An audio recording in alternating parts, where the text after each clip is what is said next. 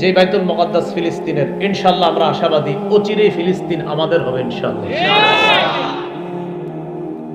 মসজিদে হারাম থেকে বাইতুল মুকাদ্দাস পর্যন্ত আল্লাহর কুদরতে রাসূল সাল্লাল্লাহু আলাইহি সাল্লামের রাত্রিকালীন যেই ভ্রমণটা সংগঠিত হয়েছে এটাকে বলা হয় ইসরা।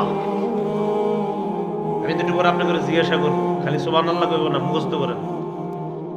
ইসরার পারিভাষিক অর্থ হলো মসজিদে হারাম থেকে বাইতুল মুকাদ্দাস, যে বাইতুল মুকাদ্দাস ফিলিস্তিনের, ইনশাআল্লাহ আমরা আশাবাদী অচিরেই ফিলিস্তিন আমাদের হবে ইনশাআল্লাহ।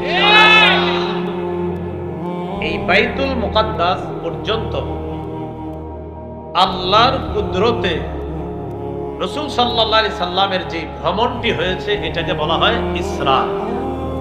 তাহলে আপনারা সংক্ষেপে একটা জবাব দেন তো, ইসরার সীমানাটা কোথা থেকে কতদূর?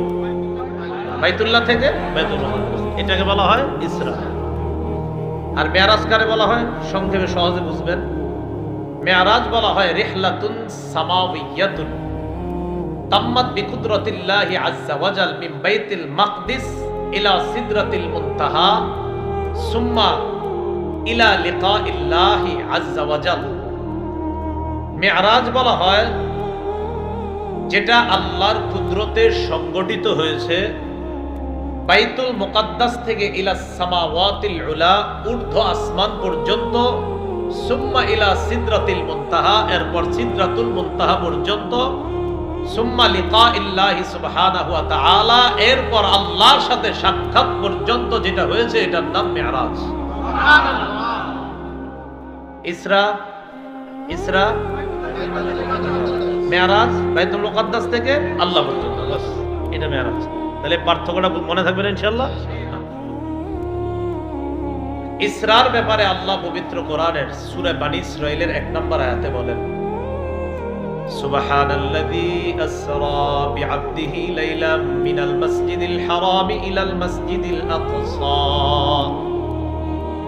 কত পবিত্রতা বর্ণনা করছি ওই রবের, ওই সত্তা, আল্লাযী আসরা বিআবদিহি লাইলাম মিনাল মাসজিদিল হারাম ইলাল মাসজিদিল আকসা,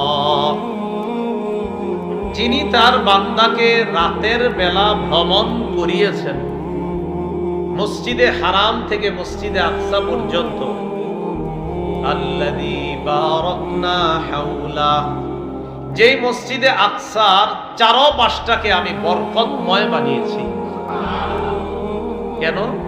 লিনুরিয়াহু মিন আয়াতিনা,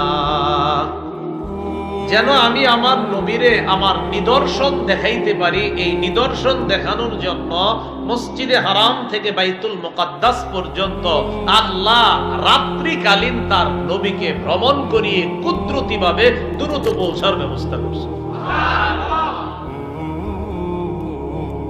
এগুলো ইসরার মেরাজের আবিধানিক অর্থ, পারিভাষিক অর্থ আমরা জানলাম।